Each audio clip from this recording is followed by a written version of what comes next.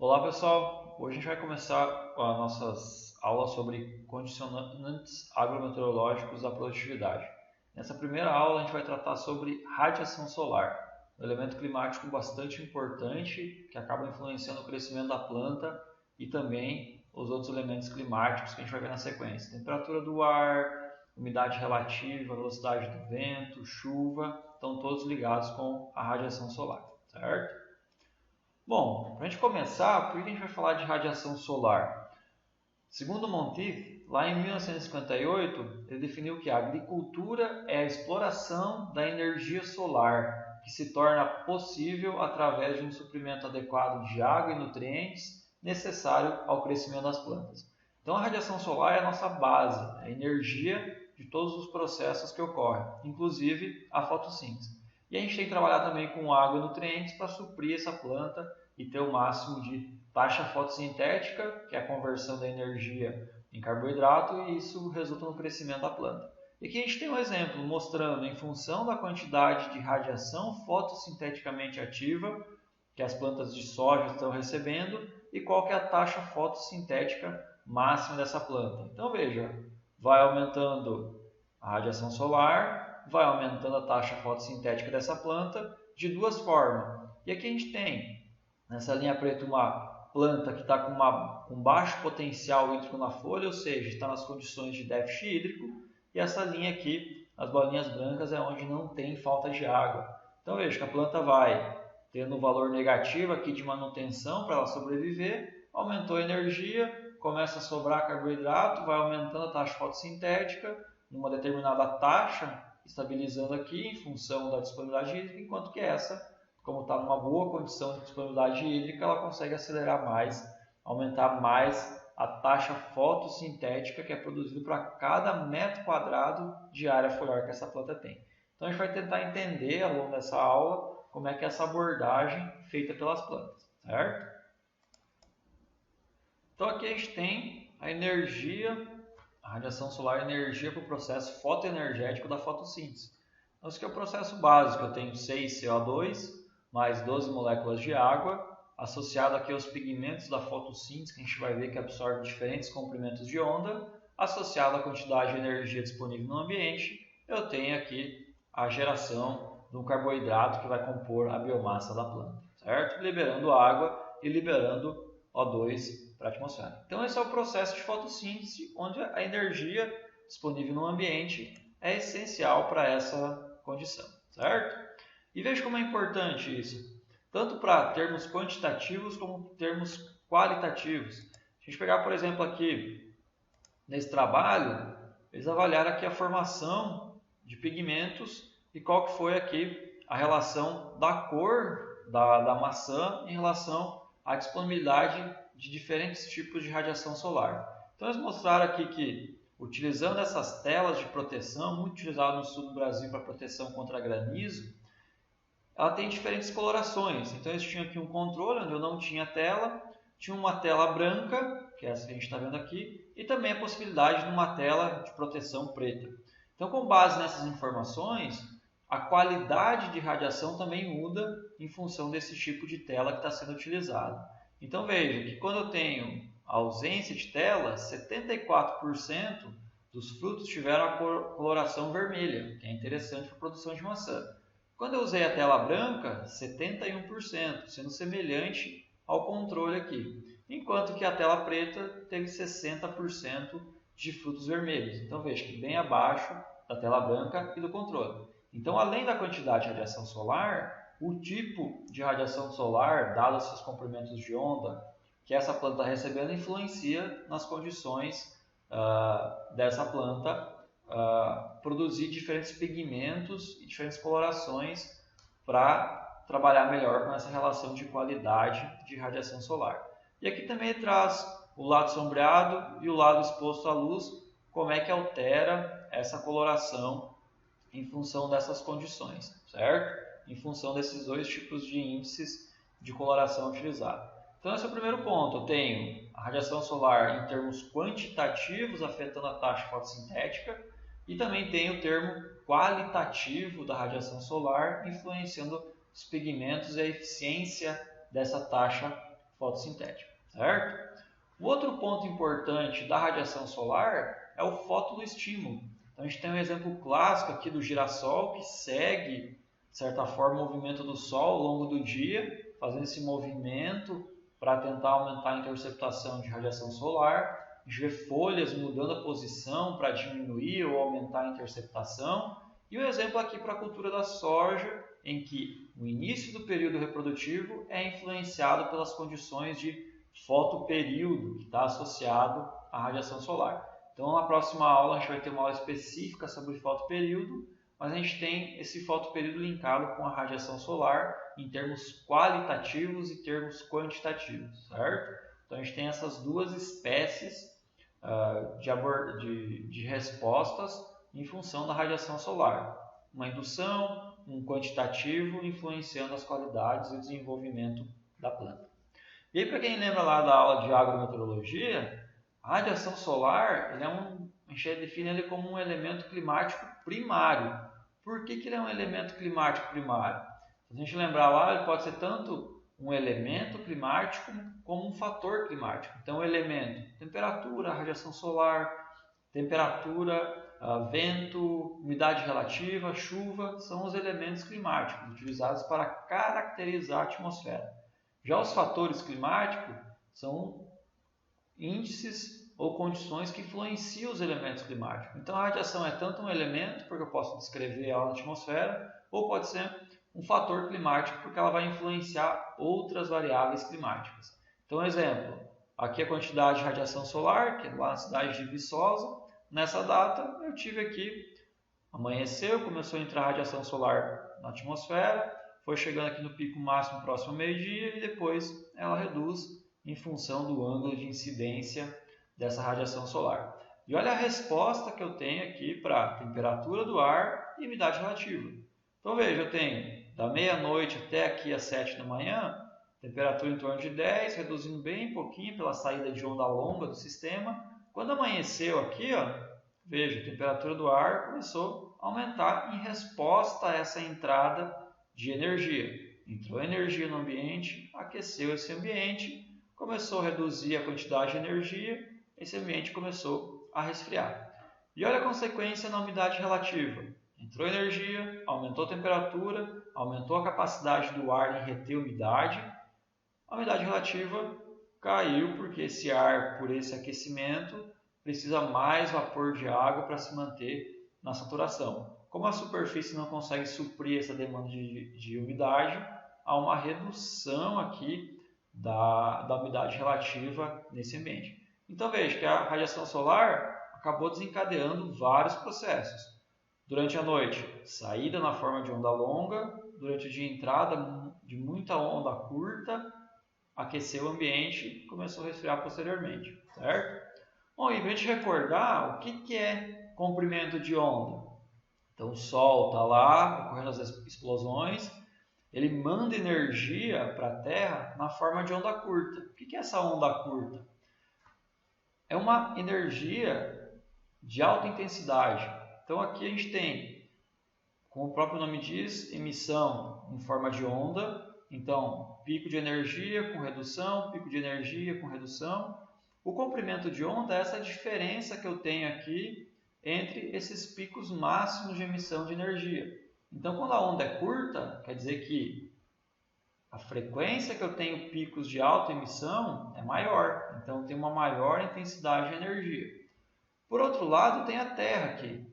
Todo corpo acima de 0 grau absoluto está emitindo energia. Então, a Terra também está perdendo onda, certo? Só que na forma de onda longa, porque os picos de emissão ocorrem com uma frequência menor. Então, a intensidade de energia que a Terra está emitindo é menor. Então, a gente tem esses dois comprimentos, em termos qualitativos. Se eu for detalhar melhor, eu consigo ter diferentes comprimentos de onda. E aqui a gente tem, desde lá do raio gama, raio X, ultravioleta, até ondas de rádio. Tudo é onda, certo?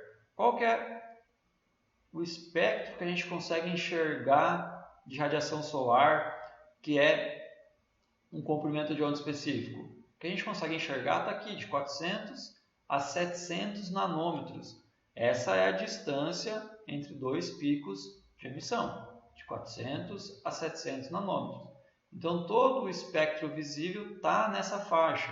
O que é interessante, é nessa faixa também que as plantas utilizam essa radiação solar para fazer fotossíntese, certo? Se eu vim para essa direção do eixo, eu tenho ultravioleta. Ultravioleta menor de 400 nanômetros. Então, a ultravioleta tem uma alta intensidade de energia. E é esse comprimento de onda que causa câncer de pele. Então, quanto maior a intensidade da energia, menor o comprimento de onda, certo? Então, lá, micro-ondas, comprimento de onda bem maior. Então, a intensidade de energia é um pouco menor do que a gente observa aqui nessa faixa. Então, tudo aqui é comprimento de onda, certo? Bom, mas e qual é o comprimento de onda que as plantas absorvem com maior ou menor intensidade e como que esses comprimentos de onda afetam as taxas fotossintéticas ou o desenvolvimento da planta? Então, se eu pegar aqui na faixa de 400 a 500, essa faixa que eu tenho aqui do azul para o violeta, certo? Essa faixa aqui, eu tenho uma característica de esse comprimento de onda ser fortemente absorvido pelos pigmentos verdes e amarelos da planta para fotossíntese e efeitos formativos. Então, ela vai usar para fotossíntese e também vai ser uma resposta do como essa planta se adapta fisiologicamente ou estruturalmente, morfologicamente, para aquele ambiente em função daquela qualidade de radiação solar que existe. O outro comprimento de onda importante é dos 610 ao 720, vermelho, certo? 610 até os 700 aqui, ó, vermelho, a gente está observando. Ele é fortemente absorvido pelas clorofilas, então é usado para fotossíntese e pelo fitocromos, que identificam essa resposta do fotoperiodismo, resposta da planta ao fotoperíodo. Então é nesse comprimento de onda. Bom, e acima dos 720 até os 1000 nanômetros, que é o que vem lá do Sol, também vem nesse comprimento de onda. Veja, a gente não está mais no espectro visível, mas as plantas identificam esse tipo de comprimento de onda também. Ele vai ter uma característica diferente, é o que? Processo de fotoperiodismo e alongamento de tecidos. Então, o que acontece com uma planta que está, por exemplo, eu tenho uma cultura maior e tenho uma planta embaixo. A planta que está superiormente a essa planta vai fazer o quê? Vai absorver esse comprimento de onda aqui, boa parte dele, 400 aos 700. Absorveu isso. Como esse processo aqui, esse comprimento de onda não é interessante para essa planta fazer fotossíntese, a planta inferior do subbosque vai receber esse comprimento de onda. Ela vai entender que esse comprimento de onda coloca ela numa característica de subbosque. Tem alguma planta superior a ela absorvendo esses comprimentos de ondas que são mais interessantes.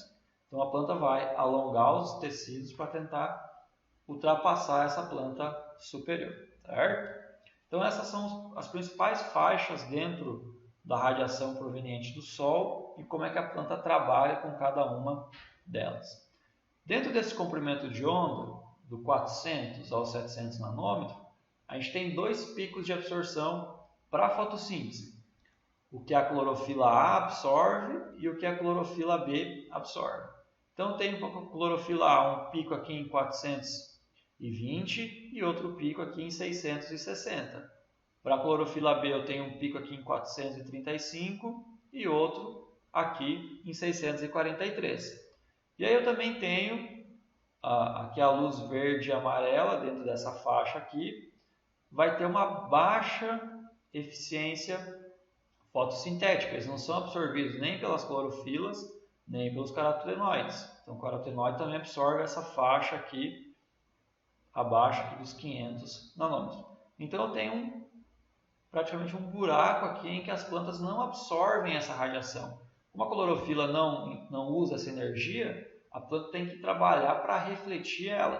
Porque se ela não usa no processo de fotossíntese, aquela energia vai aquecer a planta. Então a planta evita essa energia. Então, o que acontece aqui, ó, nessa faixa do verde e do amarelo. E aí o que vai acontecer? Vem esses outros comprimentos de onda, roxo e o azul e o vermelho, a planta absorve. Ela vai refletir aqui na faixa do verde e do amarelo.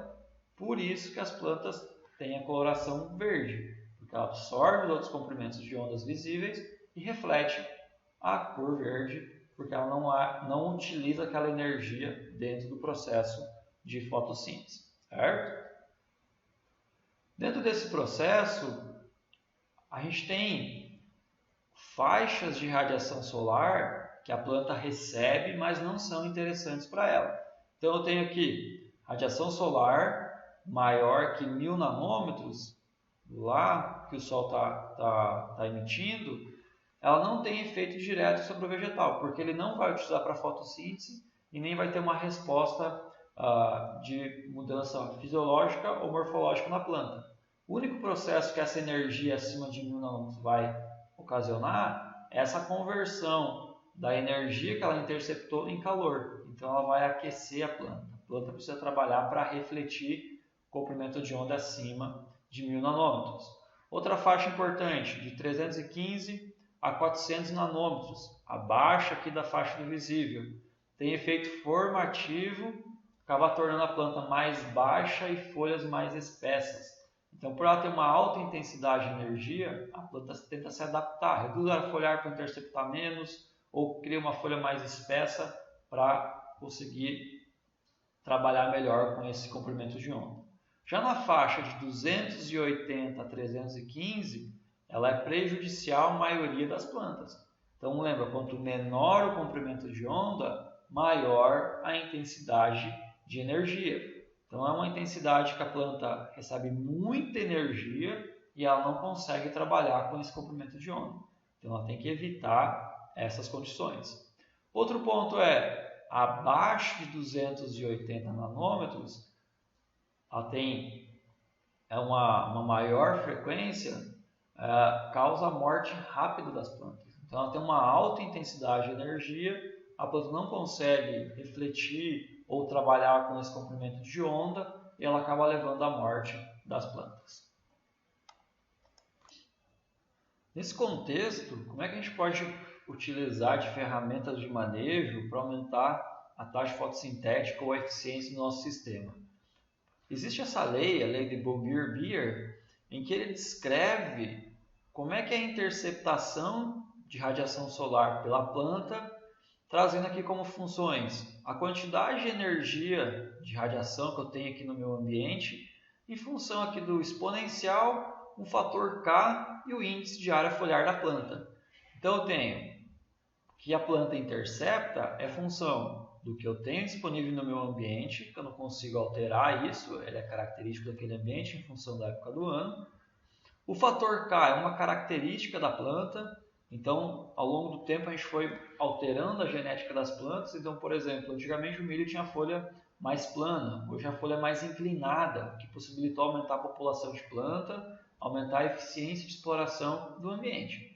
E outro ponto aqui é o índice de área foliar. Então eu consigo trabalhar com população de planta, com espaçamento entre linha, para ajustar aqui o IAF, aumentar a minha eficiência de interceptação de radiação solar. Então a radiação vai chegar aqui, vai passar pelo dossel, vai sendo interceptada, principalmente os comprimentos de onda utilizados para fotossíntese, e vai chegar um valor aqui embaixo que não foi absorvido. Então a gente tem que trabalhar para tentar minimizar a quantidade de radiação que não é interceptada pela planta. Então a gente tem que aumentar a interceptação de radiação solar pela planta. E aqui tem alguns exemplos dessa lei aqui, mostrando qual que é o percentual de radiação solar que é interceptada, então em relação ao total que chega no topo da atmosfera, no topo do dossel da planta, quanto dessa fração vai ser interceptada. Então veja, quando a área foliar é igual a 1 metro quadrado de área foliar por metro quadrado de solo, se eu pegar esse exemplo aqui, eu tenho uma interceptação em torno de 50%, 60% do total está sendo interceptado. Quando a área foliar vai aumentando, quando chega aqui em 3, eu já chego muito próximo dos 100%. Então nessa faixa aqui eu tenho uma condição ideal de interceptação de radiação solar. E aqui ele compara duas estruturas de docel, uma com um valor de K de 0,65 e outro de 0,85. Aqui um outro exemplo para duas cultivares de feijão e usando as duas como referência, mostrando em função da área foliar qual que é a interceptação de radiação solar. E aqui mostrando os valores obtidos para o fator K para cada uma dessas cultivares. Então veja que para mim obter 95% de radiação solar, eu preciso trabalhar aqui com uma área foliar em torno de 4. Então eu preciso de 4 metros quadrados de folha por 1 metro quadrado de solo. Então eu consigo interceptar o máximo aqui. Essa interceptação máxima vai dar o máximo de fotossíntese que essa planta está tendo naquele ambiente. Então eu consigo explorar essa condição através do ajuste de manejo para aumentar a área foliar e aumentar a eficiência de interceptação de radiação solar. E aí acaba que o nosso processo de fotossíntese é o quê? CO2 eu tenho disponível no ambiente, a água eu posso ter ou não disponível no ambiente, a gente trabalha para sempre ter água disponível, e eu tenho a quantidade de radiação solar interceptada pela folha como um fator importante aqui nesse processo de produção de fotossíntese, certo? E aí a gente traz aqui um balanço mostrando qual que é a fotossíntese líquida de uma planta em função da quantidade de energia que ela está absorvendo. Então veja que eu tenho quanto mais absorção até um determinado ponto aqui, a planta vai aumentando a fotossíntese. Então o que a gente tem? Que é a assimilação fotossintética de CO2, micromol de CO2 por metro quadrado de área foliar por segundo. Então se eu tiver aqui zero de energia sendo absorvida, veja que a assimilação de CO2 é menos 5. O que isso significa? Essa é a taxa que a planta gasta para se manter viva no escuro. Então aqui é a nossa respiração escura, mitocondrial, certo? Ela está gastando para se manter viva. Tem os processos que não param, ela se mantém nesse processo. O que precisa ocorrer? Um aumento da energia disponível. Então quando chegar nesse ponto aqui, o que a planta está produzindo de fotossíntese bruta é igual à respiração no escuro mais a fotorrespiração, dependendo do tipo de planta, certo? Então nesse ponto aqui, o que a planta está gastando é o mesmo que ela está produzindo. Então eu tenho um balanço zero. A planta não consome energia, mas também não produz carboidrato. Conforme vai aumentando a quantidade de energia, vai aumentando aqui a fotossíntese bruta, vai aumentando até chegar aqui num ponto em que é um máximo de energia que a planta consegue aproveitar nesse ambiente. Então aqui com em torno de 300 micromols por metro quadrado por segundo, ela chega aqui num ponto muito próximo ao máximo de produção de fotossíntese. Então essa faixa aqui desse ponto até esse, quem está controlando a taxa fotossintética é a disponibilidade de energia desse ambiente. A partir desse ponto aqui chamado de fotossaturação, a planta já está recebendo o máximo de energia que ela precisa para consumir aquela quantidade de CO2 interno nesse processo de fotossíntese. A partir desse ponto, quem controla a taxa fotossintética é a energia, certo? Mas também a quantidade de CO2 disponível no ambiente, certo? Então eu tenho esse processo aqui em função da disponibilidade de energia e de CO2, a taxa fotossintética líquida de uma determinada cultura. O que a gente pode destacar aqui?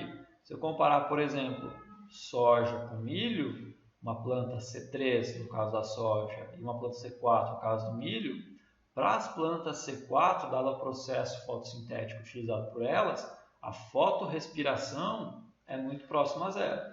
Então eu vou ter uma mudança nesse ponto aqui de interceptação, certo? Então ela vai precisar menos para se manter viva, manter os processos ativos, e ela também vai conseguir produzir mais porque ela não tem esse gasto por fotorrespiração. E aí nesse balanço, o que é importante a gente ter em mente? E é uma avaliação que a gente pode fazer, é que desse total de energia que chega no ambiente, 95% tem que ser absorvido por essa planta, certo? E tendo pelo menos 5% chegando aqui nessa base de planta para manter a respiração, o gasto energético que a planta tem com a respiração. Então, eu tenho esse ponto aqui, ó, se chegar a 5% dessa energia nesse ponto inferior da planta, aquela folha consegue manter a respiração escura e eu consigo manter o dossel ativo por maior tempo. Então, esse ponto aqui tem que receber pelo menos 5% dessa energia. E o restante pode ser perdido aqui para a superfície do solo. E aí eu tenho um total de absorção de 95%. Então, eu quero verificar se a minha planta está numa condição ideal, é observar aqui no ponto de área foliar máximo se essa planta está absorvendo 95%, ou se essa absorção de 95% está ocorrendo de forma mais rápida ao longo do ciclo dessa planta, certo? E aí, lembra lá no começo da definição do Monfils, que descreve que a agricultura nada mais é do que a colheita de radiação solar? Então, eles trazem uma análise aqui do total de energia que chega lá no topo da atmosfera, quanto que realmente vira biomassa. Então, dos 100% de energia, eu tenho 51% que está fora daquele espectro que a planta utiliza, está fora da faixa visível, e ela não vai utilizar para a fotossíntese. Sobrou só 48%. Desses 48%, tem em torno de 5% que é refletido e transmitido na atmosfera, não atinge a planta. Quase 7% é fotossinteticamente ineficiente, então a planta não vai utilizar isso com eficiência. 14% tem um limite termodinâmico, também não vai ser convertido em biomassa. E aqui chega no ponto em que dos 26% disponível, se eu pegar por exemplo uma planta C3, no caso da soja, eu tenho 13% sendo gasto para a produção de carboidrato, então a respiração mitocondrial de crescimento e de manutenção dessa planta. Tem 6% gasto na fotorrespiração, que é a competição do CO2 e do oxigênio pela rubisco. E eu tenho aqui 2% gasto para a respiração. Sobrando o quê? 4,6% do total de energia que chega no topo da atmosfera vai virar biomassa. No caso da C4, o custo energético para produzir o carboidrato é um pouquinho maior, mas em compensação eu não tenho fotorrespiração, eu não tenho essa competição entre oxigênio e CO2 com a rubisco. Então, esse custo por fotorrespiração é zero e 2,5% de respiração, sobrando aqui para a produção de biomassa ou radiação solar sendo convertida em biomassa em 6% do total de energia. Então veja, de toda a energia disponível no ambiente em forma de radiação solar, eu tenho 4,6% e 6% sendo utilizado para converter toda a biomassa que a gente tem na Terra. Então veja que é uma fração muito pequena, mostrando o potencial de energia que existe na radiação solar. Mas dentro da nossa fórmula de produção de carboidrato, eu tenho o quê? Tenho CO2 disponível no ambiente, tenho a água e tenho a luz. Então a gente viu que o CO2 sempre está presente na atmosfera, a luz, a gente acabou de definir agora a questão de radiação solar, e eu preciso ter água nesse ambiente. Então o que acontece? Por que esse processo é importante? Quando a planta tem água disponível, o estômago fica aberto. Então a planta transpira, perde água para o ambiente e em troca absorve CO2. Então o CO2 está sendo absorvido nesse processo. Se a planta fecha o estômago para economizar água ou por reduzir o potencial hídrico da folha, fechou o estômago, não perde água para o ambiente e também não absorve CO2. Então lembra lá do nosso processo de fotossíntese? Limitado pelo CO2. Então o CO2 vai limitar a taxa fotossintética. E nesse processo aqui, a falta de água fecha o estômago, não entra CO2 para a planta fazer fotossíntese. Ela vai consumir o CO2 que já está presente no estômago, mas no momento que encerrar esse CO2, ela vai reduzir a taxa fotossintética. Isso acaba levando a consequências na planta. Então aqui a gente tem um exemplo de produção de matéria seca para diferentes condições, em função aqui da radiação solar interceptada para duas condições, uma irrigada e a outra sequeira com diferentes preparos de solo. Então veja, quando eu tenho aqui condição irrigada, recebeu energia, aumentou a biomassa produzida. Na condição de sequeiro, também aumentou a energia e também aumentou a produção de biomassa, mas em taxas diferentes dentro desses ambientes. Então, a falta de água limita a absorção de CO2 e mesmo com mais energia há um aumento da biomassa produzida, mas uma taxa menor do que se eu tivesse uma boa disponibilidade hídrica, certo? Então, esse ponto é importante. Então, tem que ter um balanço de energia, com balanço de água, com balanço de CO2 para ter uma máxima eficiência.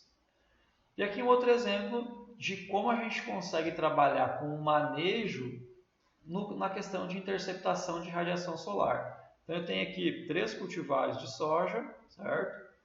Em função aqui dias após a emergência de planta, com diferentes populações, 20, 30, 40, 50 e 60 plantas por metro quadrado. Então veja que para essa cultivar aqui, o que eu tenho? Foi passando o tempo, foi aumentando a área foliar, foi aumentando a interceptação. Mas olha aqui no começo, 30 dias após a emergência, as populações de 20, 30 e 40 estavam absorvendo 50% de energia, enquanto que a população de 50 e 60 já estava lá em 70%. Então essas plantas com maior interceptação, inicialmente, elas já estão chegando no máximo dela, já estão interceptando mais energia. Quando passou 45 dias, 15 dias depois, veja que eu já tenho as populações mais altas, todas muito próximas aqui de 90%, mas a de 20 já tem uma limitação, ela está em torno aqui de 75 contra 90. Então já é uma perda de 15% da energia do ambiente. E mesmo passando o tempo, com o aumento da área foliar, ela nunca chega próximo aqui a se igualar às populações mais elevadas. Então eu tenho uma resposta aqui inicialmente em que, se eu usar como uma referência aqui esse ponto, eu tenho que trabalhar com populações acima de 30 plantas por metro quadrado, ou populações mais baixas vai limitar essa interceptação de radiação solar para essa cultivar. Nesse outro exemplo aqui, aos 45 dias, a gente já vê uma condição similar entre as diferentes populações de plantas, uma maior diversidade aqui inicialmente. E aqui a gente vê um padrão um pouquinho diferente em que a população mais baixa, todo o ciclo apresentou uma interceptação menor. Então, se eu pegar esse ponto, esses 3 pontos aqui, em torno de 80% a 85% de interceptação na menor população, enquanto que na maior eu tenho 90% a 95% de interceptação. Então é uma diferença de quase 10% de energia sendo interceptada em função da população de planta. Então se eu pegar 10%, se eu pegar esse ponto aqui de saturação em torno de 300, eu vou ter um efeito bastante expressivo no potencial de energia que está sendo interceptado por essa planta, certo? Bom, o que a gente tinha para a aula de radiação é isso, a gente fica à disposição para qualquer esclarecimentos e dúvidas, certo? Próxima aula a gente entra com mais detalhes na questão qualitativa e quantitativa do fotoperíodo.